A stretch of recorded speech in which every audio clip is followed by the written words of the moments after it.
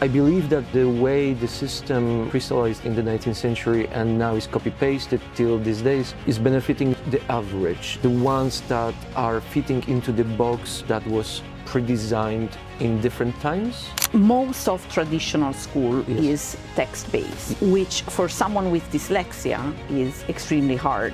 There is no one dyslexia. There is targeting one doesn't give you access to other things. But what we have as teachers is the power to inspire them to ask questions themselves. And I'm sure all the teachers are interested in figuring out how we can make our class more welcoming and more exciting for everyone in it.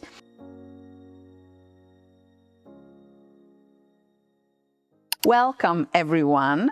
And this is funny because we are going to have a conversation about special needs with our students. Yes. And we already started with a special need because we were arguing on why this chair feels so much better than that chair.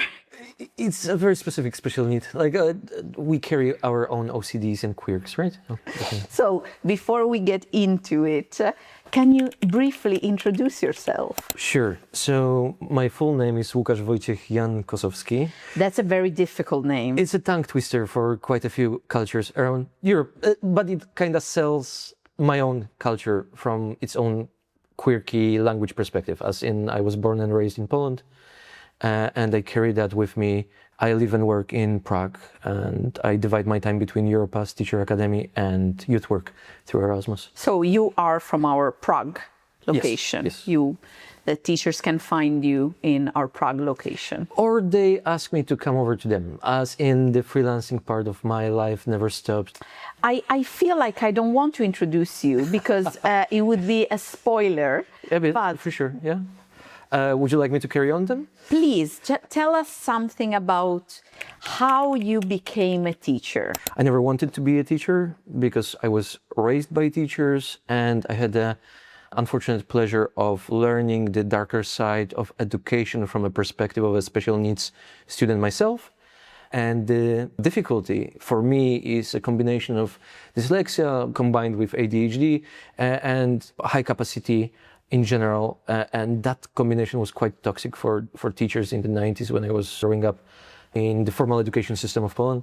I ended up teaching at the level of university the moment I started to do research on a PhD level.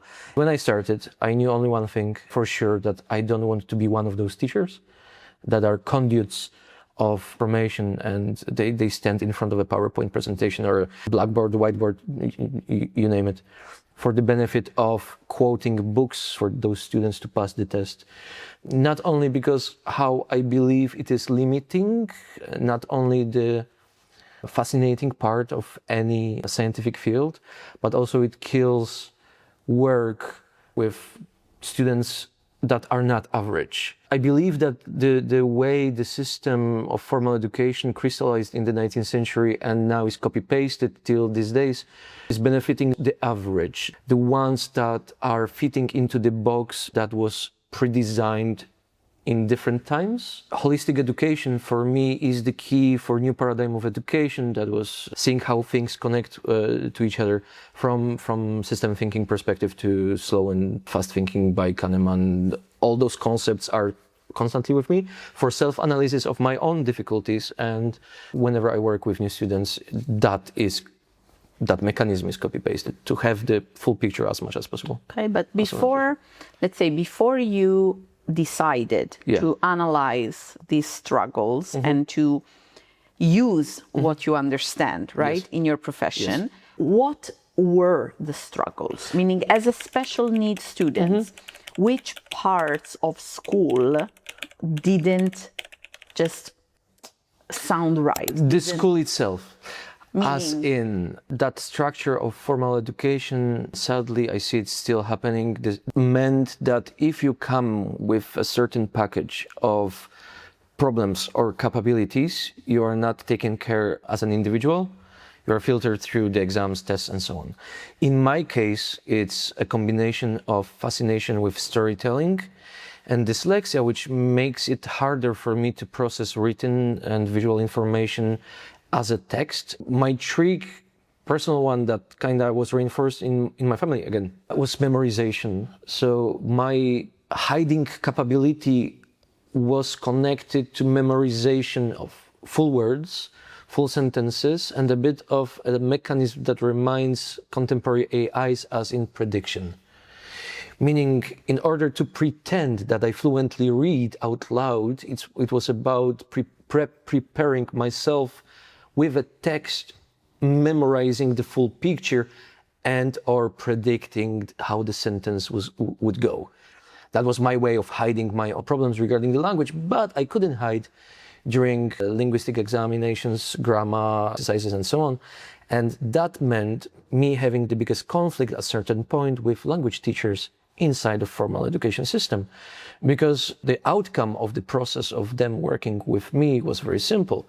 You're not going to be good with languages ever because, well, you don't know the grammar, you don't know how to spell things, and I still struggle with that. Nonetheless, that particular moment of my life in formal education meant me being pushed towards sciences, because those were naturally perceived by language teachers as a safe space for anyone with dyslexia. Most of traditional school Yes. is text-based, Yes. no? And memorizing and performing in tests, and okay. Yes. Which for someone with dyslexia is extremely hard. Yes. And I can imagine in the 90s, the awareness wasn't as developed as it is right now, meaning now we see adapted text, we see different fonts that are more readable, we see, let's say, Mechanical preparation. Yes, we see a preparation and an awareness. Yes. But now teachers, all the teachers that are coming into our class are telling us they have at least a few diagnosed in every Yes. class. And I went to school in the 90s as well. I don't remember this. It was something very rare. So I imagine that the preparation was different. And that must not have been easy. From Polish perspective, you put on top of the difficulty itself cultural pressure that existed in the post-Soviet reality, because anything mentally not average, not normal, was hidden, and you shouldn't be open about it. But the more I cooperate internationally, the more I see it wasn't the systematic hiding, it was generational hiding, as in mental issues, learning difficulties wasn't discussed, because it meant that you're different, that you are outside of the mainstream of the way of thinking. And what made you choose when you were over, let's say, school? Why on earth? Okay. I mean, something good must have happened for you in school, or like what was it that motivated you to go back in school in a different role? It's evolution forced on me because of political reality in Poland. I was finishing my university in the Department of Orientalism, Eastern Studies as it was called. Okay. I had a dream of becoming a diplomat, and I was pushed gently towards staying in academia. And with that concept of not wanting to be a teacher, I was forced, there is no diplomatic way of saying it otherwise, to teach the moment I started to do research on the level of PhD. And I started to do that with only one thing in mind. I don't want to be one of those teachers. I didn't want to have the average benefiting rather than the individual. So for me, that was the moment. School was a double-edged sword for me from many perspectives, but the positive one, because it was there. It wasn't for me about colleagues or breaks like for so many other students, but those inspirational teachers that planted certain seeds in my life and working with me as a difficult student. So recognition of my own interests by language teachers that came into my life later on meant for me being pushed towards embracing the holistic nature of education.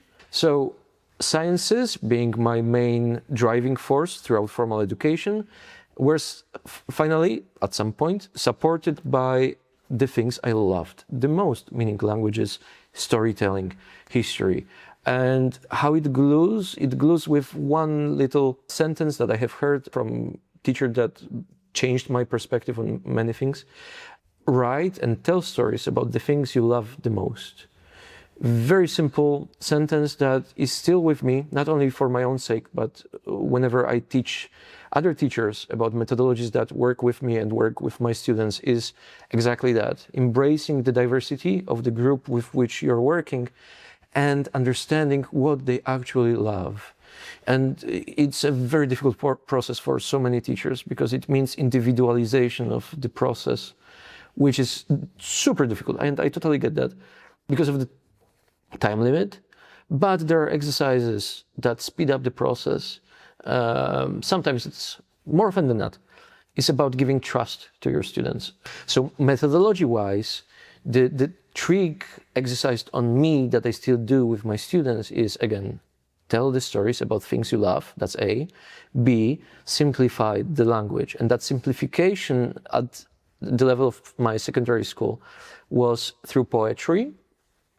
And when I do it with my own students, the poetry is digested to even a smaller element of that world. It's through haiku, actually, to open communication about cultures, about language, how the language works, and how phonemes are then translated into the visual language. So imagine that teachers coming to my class, they go through a project-based learning experience, starting from haiku, about their own problems that they are facing. They are turning the haiku into a song, into lyrics of a song, and then they transform the lyrics, making a song out of it. And if we have enough time, that song is then turned into a video clip, as in a musical video, either through stop motion animation or, well, actually acting. But that's one of many examples that one can follow to embrace holistic education of a being that is not necessarily text-based. And sounds abstract, especially for science teachers, but whoever tried STEAM, meaning adding arts into STEM, knows what I'm talking about. Because teaching mathematics through storytelling, possible, not easy, but possible. Possible. And this embracing of possibility is the first step. And it is connected to understanding your target audience, as simple as that. And so if we have teachers watching that are struggling with students in their class who do not do their best work with text-based, and they want to try a more holistic approach, whatever the subject that they are teaching. Are there some resources that you would suggest? There's no panaceum, if that's the question, because the resources will be as individualized as the problem of the student. As in, there is no one dyslexia. It's very often connected to other things like something we would call these days ADHD. And targeting one doesn't give you access to other things. That's the reason why if I teach going this direction, which is most of the time, it's about, again, a holistic approach that starts from understanding your student. Resources-wise, do proper research. But that research should start from establishing rapport, communication with your student. So first suggestion would be like figure out what your students are interested in. As a part of that introduction to building communication, because one thing is the interest, second thing is the source, how they work with their families, because if we are talking about younger students, families are even more impactful, right? The easiest way of teaching or learning actually is copy-pasting. In the sense of kids do copy their parents. Students, at some point, if they build trust towards teacher, copy the teacher. And learning through an example of a proper teacher is probably one of the most powerful ways on how to develop oneself.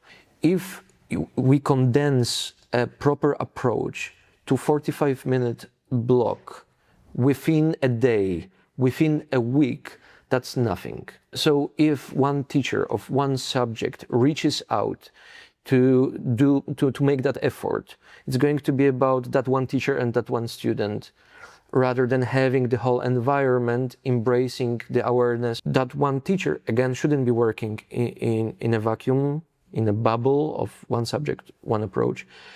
And dyslexia stretches across the subjects, and that's one of the things that I believe, personally, the most sustainable new paradigm of education would be based on competencies and project-based learning, embracing new tools.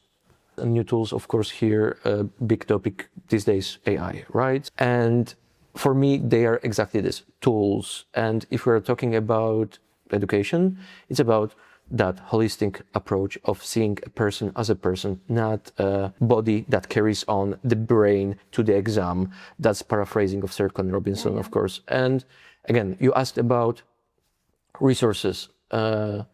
Practice is better than any theoretical resource, exactly because of that individualization. You indirectly recommended it, meaning project-based learning. Yes, meaning definitely. Going into this direction. You didn't say the word, but what I heard was also multi-coding. So Definitely. Providing the same stimulation under different sources of communication. From kinesthetic to visual to audio, visual to song, everything should be there whenever possible. And exactly. so include everything. And I also think that these approaches are a great answer today, because we are all wondering, how can we keep asking students to do the same tasks now that AI is here? Can you imagine now to secondary students asking them to summarize a text? How many of them would actually do it? But there is no AI to help you build something, for example. So if you do project-based learning, maybe AI can be a tool to help you in the project, but it cannot do the project for you. AI for me is the perfect tutor in the sense of speeding up the process of individualization of education. One of the loudest examples which anyone can benefit from is Notebook LM by Google. Definitely a tool that is incredibly useful. Assessment and checking the knowledge base of a student definitely cannot be the same as it ever was, because knowledge base to which we have constantly access to is so much different. Additionally, text-based communication in a digital world is already almost by default supporting people with linguistic problems, no matter if it is dyslexia or you using your second language, not the native one, meaning autocorrect system before AIs, meaning tools like Grammarly that so many people do use as a plugin in even their browsers for making the language seem more natural and devoid of errors. So it's very much an individual, very individual process in the hands of a teacher. And when I was starting those 12 years ago, instead of an exam with my very first group, I asked them to design a board game, educational board game about the subject I was teaching, which at that point was Chinese imperialism. Instead of having an exam waiting for my students, I gave them a semester-long project that evolved with their understanding of the subject. And for me, that crystallized my own opinions. I believe that they really benefited from it and had fun and got excited about the subject. Because, truth to be told, now if I would crystallize my philosophy of learning and teaching, because the best teachers, in my personal opinion, are the ones who are constantly themselves students. For Confucius, it was about bringing the curiosity into the mind of a student, because Confucius already, without technology that we have now, he understood that he doesn't have enough time with their students. And we never have enough time with our students. But what we have as teachers is the power to inspire them to ask questions themselves. And AI answering those questions is a great extension of the process. But you need to know how to ask the correct question. And that spirit of discovery, exploration, asking the right questions is the most universal trick. Because a person with a learning difficulty or high or low capacity, if pushed the right direction, they will do their best to find their own strength, to learn, to discover, to ask questions, look for resources, ask you as a teacher the right question. So that's the superpower of a teacher. That's probably the most universal tool. Use the connection with your students to wake up the discovery spirit in their souls. I really love that you went into teacher training, because I really believe there is something very beneficial about using your own experience and to try to make it better for the second round, for the next generation. Yeah. And I think that it's truly amazing that you're not just doing it with your students, but you are doing it with all the teachers that come in your class. And it's really a very important awareness. For me, learning by doing is the essence here. Benefit of us working in Europass environment is connected strongly to the diversity of the subjects being taught by my students, teachers in Teacher Academy. Meaning on daily basis, I work with a mixture of primary teachers working with academics and everything in between in one group. And the easier it is to sell the point, introducing the correct project with a collaborative spirit of this mixture, with mathematicians realizing the power of language and language teachers realizing the power of mathematics. And at the end of the day, art. And moving, incredibly important, neglected by so many. The thing that maybe I will put an extra stress on is trust your students in the whole process. Because very often they know more than you, if you allow them to show it, and if you embrace that lack of knowledge in yourself, the easier it is to build bridges. I made a bet with my teacher in front of other students during a break. I was 10 maybe or 11. My biology teacher shook my hand with him saying, let's bet that I'm right and not you regarding certain information that we had a discussion on. And it could go in so many different directions, but that very teacher shook my hand with a smile on his face. Okay, show me that you're right. He didn't say, you're wrong, go away. I wasn't punished. He embraced my own excitement about possible discovery that he doesn't know about. And that openness, I haven't met in many teachers. That openness to be wrong. And it's a powerful trick. If you trust your student enough that you give them freedom to show that they know something that you don't know. Yeah, I definitely agree. I started as an English teacher, working primarily with beginners. So it's really like you have actually content supremacy, meaning you for sure know more than your students in that area.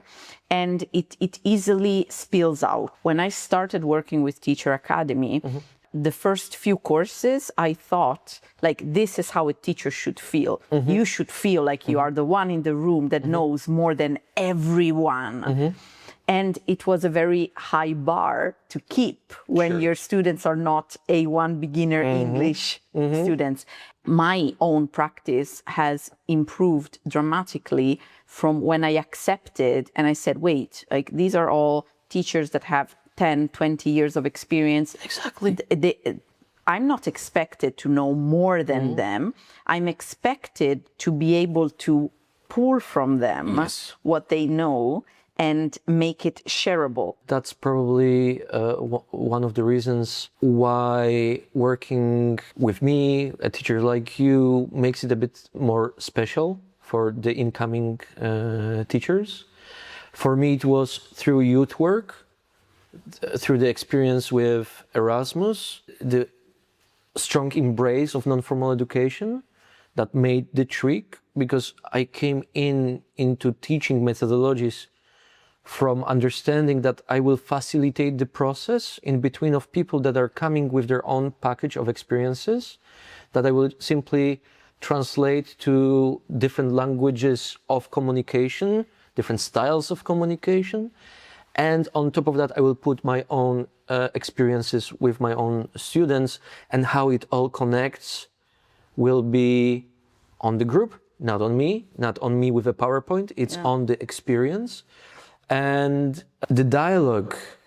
In the last few minutes that you spoke, this sentence keeps popping in my head, and I think it's a good one to close, but I want to hear your thoughts.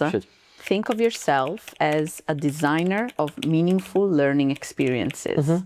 So if you think of yourself not as a teacher that needs to impart knowledge or transmit knowledge, but as a designer of experiences, of learning experiences, all experiences are learning experiences. For me, I would put next to it understanding that you're a student yourself.